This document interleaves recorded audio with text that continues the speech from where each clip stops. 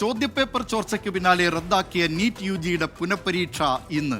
രാജ്യത്തെ 551 നഗരങ്ങളിലും വിദേശത്തെ 14 നഗരങ്ങളിലുമായി 5000-ലേറെ കേന്ദ്രങ്ങളിലാണ് പരീക്ഷ. ഉച്ചകഴിഞ്ഞ് 2 മുതൽ വൈകിട്ട് 5:15 വരെയാണ് പരീക്ഷ നടക്കുന്നത്. വിദ്യാർത്ഥികൾക്ക് രാജ്യത്തെ സംവിധാനത്തിൽ വിശ്വാസമുണ്ടെന്നാണ് കേന്ദ്ര വിദ്യാഭ്യാസ മന്ത്രി ധർമ്മേന്ദ്ര പ്രധാന്റെ പ്രതികരണം. വിവരങ്ങളുമായി കൊച്ചിയിൽ നിന്ന് വിഷ്ണു സുരേഷും തിരുവനന്തപുരത്ത് നിന്ന് മേഘന മുരളിയും ഡൽഹിയിൽ നിന്ന് വിനീത വിജിയും ചേരുന്നു. ആദ്യം വിഷ്ണു സുരേഷിലേക്ക്. വിഷ്ണു സുരേഷ്, കൊച്ചിയിലെ പരീക്ഷാ കേന്ദ്രത്തിലേക്ക് വിദ്യാർത്ഥികൾ എത്തിത്തുടങ്ങിയിട്ടുണ്ടോ? ഇത്തവണ ഈ പരാതിരഹിതമായി ഈ പരീക്ഷ നടക്കും എന്ന് പ്രതീക്ഷിക്കാം?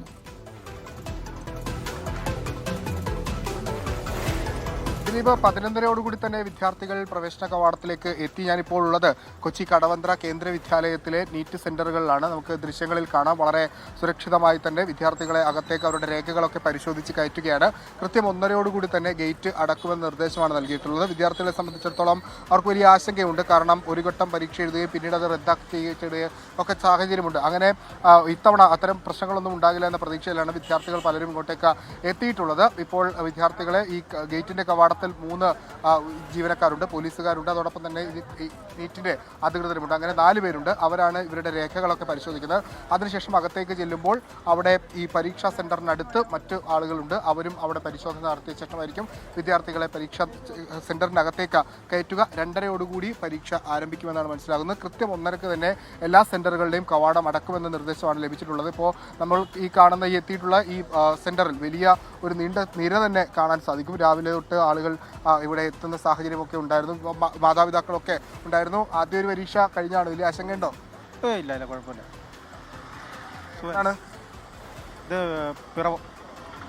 ആദ്യത്തെ പരീക്ഷ എഴുതി അത് റദ്ദാക്കപ്പെട്ടതിന്റെ രണ്ടാമത് എഴുതുമ്പോൾ ടെൻഷൻ അങ്ങനെ എന്തെങ്കിലുമൊക്കെ ഉണ്ടോ? ഇല്ല, കൊച്ചിന് കുഴപ്പമൊന്നുമില്ല. അവള് വിഷയമില്ലാന്ന് പറഞ്ഞു.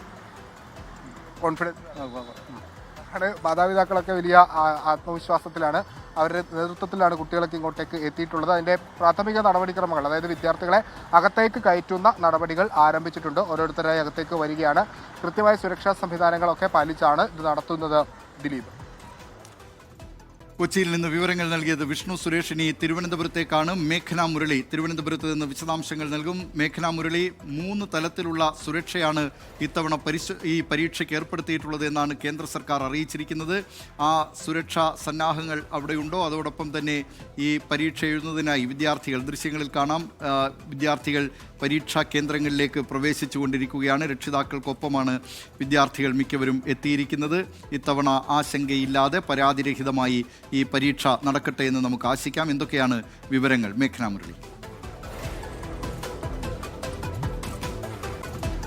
ദിലീപ് കുമാർ, കടന്നു വന്ന ആശങ്കകൾ, അതുപോലെ തന്നെ വിവാദങ്ങൾ, അതിനൊക്കെ ശേഷം വിദ്യാർത്ഥികൾ വീണ്ടും പരീക്ഷയ്ക്കായി സെന്ററുകളിലേക്ക് എത്തുകയാണ്. ഞാനിപ്പോൾ നിൽക്കുന്നത് തിരുവനന്തപുരം പട്ടം സെന്റ് മേരീസ് സ്കൂളിലാണ്. ഇവിടെ കാണാം, ഇവിടെ കർശന സുരക്ഷാ സംവിധാനങ്ങളുണ്ട്. അതുപോലെ തന്നെ കൃത്യമായ പരിശോധനയ്ക്ക് ഒക്കെ കഴിഞ്ഞ ശേഷമാണ് വിദ്യാർത്ഥികളെ അകത്തേക്ക് കയറ്റുകയും ചെയ്യുന്നത്. ഈ ഗേറ്റിൽ നിന്ന് അകത്ത് കടന്ന് വീണ്ടും ഒരു പരിശോധനയ്ക്ക് ശേഷമായിരിക്കും വിദ്യാർത്ഥികളെ പരീക്ഷാ ഹാളിലേക്ക് കയറ്റുന്നുണ്ടാവുക. ഒരുപാട് മാതാപിതാക്കളൊക്കെ കുട്ടികളെ ഈ പരീക്ഷാ കേന്ദ്രത്തിലേക്ക് എത്തിക്കാനായി ഇവിടെ എത്തുകയും ചെയ്തിട്ടുണ്ട്. അതിൽ പല വിദ്യാർത്ഥികളും പറയുന്നത് അവർക്ക് വീണ്ടും പഠിക്കാൻ കഴിഞ്ഞു എന്നുള്ളതാണ്. അതുപോലെ തന്നെ ചെറിയ ആശങ്കകളൊക്കെ ഈ വിവാദ സമയത്ത് ഉണ്ടായിരുന്നു എന്നുള്ളതാണ്. രാജ്യത്ത് ഒട്ടമാനം 22 ലക്ഷത്തിലധികം ആളുകളാണ് ഇത്തവണ പരീക്ഷ എഴുതുന്നത്. ഈ പട്ടം സെന്റ് മേരീസ് സ്കൂളാണ് തിരുവനന്തപുരം ജില്ലയിലെ തന്നെ ഏറ്റവും പ്രധാനപ്പെട്ട, ഏറ്റവും കുട്ടികൾ പരീക്ഷ എഴുതുന്ന കേന്ദ്രം. അതിൽ 11:30 മണിയോടുകൂടി തന്നെ വിദ്യാർത്ഥികൾ ഇവിടേക്ക് എത്തുകയും ചെയ്തിട്ടുണ്ട്. നിരവധിയായിട്ടുള്ള രക്ഷിതാക്കളെയും ഇവിടെ കാണാം. അവർ ചേച്ചി, ഒരു ആശങ്ക ഉണ്ടായിരുന്നോ കുട്ടിക്ക്? ഉണ്ടായിരുന്നു. എന്താണ് വീണ്ടും പരീക്ഷ എഴുതേണ്ടി വന്നു? അതെ, ഒരു ബുദ്ധിമുട്ട് തന്നെയായിരുന്നു. കുഴപ്പമില്ല. ഈ പരീക്ഷയൊക്കെ കഴിഞ്ഞൊന്ന് റിലാക്സ് ആയതാണ്. അപ്പോൾ വീണ്ടും അതെ അതെ, പഠിക്കാൻ മതിയാക്കി അവരുടേതായ ഒരു കളിയിലോട്ടൊക്കെ പോയതാണ്. അപ്പോൾ വീണ്ടും പിന്നെ പഠിക്കേണ്ടി വന്നു. ശരി ദിലീപ് കുമാർ, അങ്ങനെ തന്നെയാണ്. കുട്ടികൾക്ക് വീണ്ടും പഠിക്കേണ്ടി വന്നു. അവർ പലരും ഈ പരീക്ഷയൊക്കെ കഴിഞ്ഞ് പലയിടത്തും പോയി ഇങ്ങനെ റിലാക്സ് ചെയ്തിരിക്കുന്ന സമയത്താണ് വീണ്ടും പരീക്ഷ എന്നുള്ള കാര്യം കേൾക്കുകയും ചെയ്യുന്നത്. എന്തായാലും അവർക്കത് എഴുതിയേ പറ്റൂ. അതുകൊണ്ട് തന്നെ വീണ്ടും എഴുതുന്നു. 11:30 മണിയോടുകൂടി തന്നെ വിദ്യാർത്ഥികൾ ഈ പരീക്ഷാ കേന്ദ്രത്തിലേക്ക് എത്തിക്കഴിഞ്ഞ ശേഷം 1:30 വരെയായിരിക്കും പരീക്ഷാ ഹാളിലേക്ക് കയറ്റുന്നുണ്ടാവുക. പിന്നീട് 2 മണി മുതൽ 5:30 വരെയാണ് പരീക്ഷ. ഭിന്നശേഷി വിദ്യാർത്ഥികൾക്ക് 6:20 വരെയും പരീക്ഷയ്ക്കായി സമയം നൽകുമെന്നുള്ളതാണ് അറിയിച്ചിരിക്കുന്നത്. എല്ലാ വിധത്തിലുമുള്ള സുരക്ഷ ഈ പ്രത്യേക വസ്ത്രധാരണം അടക്കമുള്ള ഈ മൊബൈൽ ഫോണുകളുടെ നിയന്ത്രണം അടക്കമുള്ള എല്ലാ തരത്തിലുമുള്ള ഒരു നിർദ്ദേശമാണ് ഇപ്പോൾ കേന്ദ്രം നൽകിയിട്ടുള്ളത്. അതിൽ എല്ലാ വിദ്യാർത്ഥികളും ആ വസ്ത്രധാരണം അടക്കം ശ്രദ്ധിച്ചുകൊണ്ട് തന്നെയാണ് പരീക്ഷാ കേന്ദ്രത്തിലേക്ക് എത്തിയിട്ടുള്ളത്.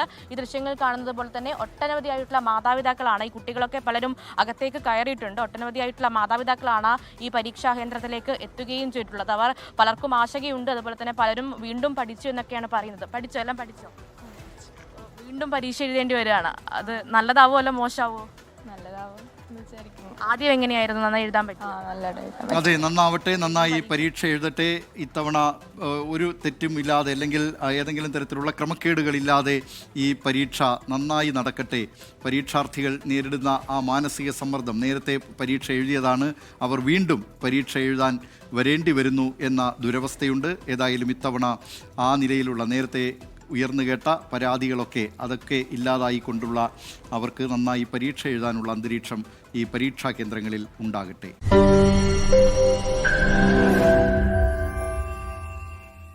ലോകത്തെവിടെയായാലും ഏത് സമയത്തും 24 വാർത്തകളും ഓഗ്മെന്റഡ് റിയാലിറ്റി പാക്കേജുകളും എക്സ്പ്ലെയിനറുകളും വിശദമായി കാണാൻ ഞങ്ങളുടെ യൂട്യൂബ് ചാനൽ നിങ്ങൾക്ക് സബ്സ്ക്രൈബ് ചെയ്യാം.